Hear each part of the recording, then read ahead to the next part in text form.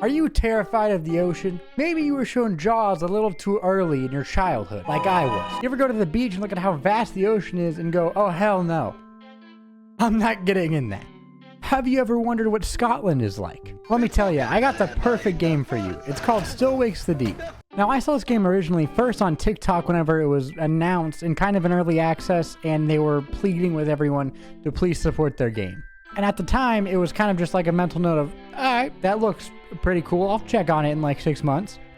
So I go look at the Steam page and I check it out and I see all these positive reviews. So I was like, hell yeah, I'm gonna try it out. So that's what we're gonna talk about today. Which, before we even get into the video, let me tell you, this game is fucking terrifying. If you have any kind of thalassophobia or afraid of like giant structures in the ocean, I think it's called submechanophobia, something along those lines. This game will scare you in the best ways. It's very interesting. So let's talk about it and subscribe. God damn it. Click that button. So in Still Wakes the Deep, you play as a character named Kaz, working as an electrician on an oil rig. This oil rig is also full of Scottish people. This would also be known as Braveheart. As I mentioned earlier, Kaz's job here is to take care of any faulty electrical system, or as Scottish people call it, the Alecki. Didn't know that was a thing. You wake up in your cabin, you read a letter from your wife, and you start walking around and talking to the rest of the people that are on this rig, which is where you hear the voice acting for the first time, which is incredible. Every single character is voiced amazingly. You alright, Roy? Kaz Mucker. I do. McClary, to my office. That means now, not as soon as you're ready. Now. The sweet sound of Davy Rennick. You think it's the police? Can't be surprised, Kaz. You heard from Suze? Scottish slang is so cool, and they use it so well in this game. The only thing is that you never actually see Kaz's face in the game, so I can only assume that he looks like this. Holy shit, that bit's so stupid. But another thing that you'll very quickly notice is the graphics, and they are so well done. The atmosphere and the way the graphics are done give you a true sense of isolation right off the bat. You also learn that the main character Kaz and his wife are having deep relationship troubles. And the feeling of our character being alone not only physically but emotionally is very apparent. After you talk to all the people in the accommodation area and my boy Roy, who is my goat, you get called by a living, breathing, I graduated at the top of my Navy SEAL Class 4chan user called Ren, who also happens to be your boss, and goes on to yell at you and self-proclaims that he is the king of the rig. I'm the fucking king. Can I just get my paycheck, man?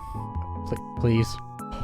This is where you learn that the main reason that Kaz and his wife Suze are having troubles in their relationship is because Kaz got into an altercation with a man and is now facing charges and is trying to avoid the situation and let it blow over by taking the job on the rig and getting away from civilization for a little bit. This leads to a letter from the police asking Rennick about you, where you are, if you're on there, and if they can see you. And then Rennick gets a call from one of the drill foremen saying, hey, where we're about to drill doesn't feel right, and I don't think we should do it. And Rennick says, do it. I think you know where this is going. Very quickly after this, everything goes to shit. Very quickly. Like Dr. Disrespect. That one was too soon. And this is where it gets really wacky and very scary. You watch one of your coworkers literally die by falling off, and then you follow him and also fall off. Which is my worst fear. I hate the ocean. Big bodies of water especially. Like big lakes, You know what's in there? You know what's in that lake? It's this guy. I'm not going in there with this guy. You actually manage to get saved, and you wake up, and it gets so much worse from there. The rig is completely compromised, and now Kaz has to get the hell out of there. Of course, he has to do all this with monsters and absolutely hellish scenarios, with hellish entertainment. So now that I kind of set the story up, I mean, that's like the first 10 minutes of gameplay. I didn't want to spoil the entire game, just get you guys kind of, what the game's about. I want to talk about my thoughts on the game. I personally loved the story. I felt like it had amazing themes with even better voice acting. There are some real tear-jerking moments that are beautifully acted, where you'll be playing the game and you're just like, love the story. as I stated previous, Roy is my goat. The writing between characters is so genuine with conversations that feel real and intricate. The co-workers that you're talking to have known you, and you're not just like some random ass stranger that they have to interact with. I mean, I'm assuming this is what like Scottish people talk like. I don't think they actually exist though. But in a hypothetical scenario where they did, this is how they would talk. The only issue with the story is that your so-called co-workers make you do absolutely everything. Kaz goes all over this oil rig doing the most dangerous shit imaginable to go back to a coworker and be like, okay, I did what you asked. And then immediately be like, all right, cool, go back and go back to that same area. And then Kaz immediately says, why can't you? I've been doing all this stupid shit for like 2 hours. And they're like, I can't, I'm stuck in this room. And I can see a door behind them. And then they're like, nope, can't do it. That's not possible, actually. I need you. But besides that, that's more of a joke. Story's amazing. Wonderful experience. Along with this, as I mentioned earlier, the graphics and the way that the game is designed as a whole is gorgeous.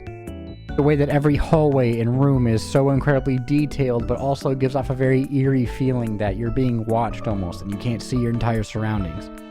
And in terms of a horror game, the spooky levels, there are some times where your butt will be clenched so tight. I mean, there are some times where you're sweating, you're looking all around you, and then your flashlight goes out and you're just praying. Your heart rate's like high, you're just praying. The monsters in this game are similar to that of Lovecraftian monsters, which I loved. They're all super intricately made, and they represent like different animals in the sea, and they're awesome. Now, what I'm about to talk about is the point where some of you are going to be like, hell no, I don't want this game. And that's okay. If you don't want it, that's completely fine. I would wait for it to go on a sale, or maybe just wait till just don't ever get it. I don't know, fuck you. Do what you want. You don't have to listen to me. The game is very narrative heavy, and it's not open world. It basically plays like a movie. In terms of gameplay mechanics, it's very straightforward, a lot of quick button prompts. However, I do think that they sacrificed some of those open world mechanics to make the story that they wanted to make in the way that they want you to play it, which I can see that from a dev standpoint. And I can also totally see how some people are going to be like, I don't want to play that. Number 2 is the amount of hours it takes to play this game. This game is $35, okay?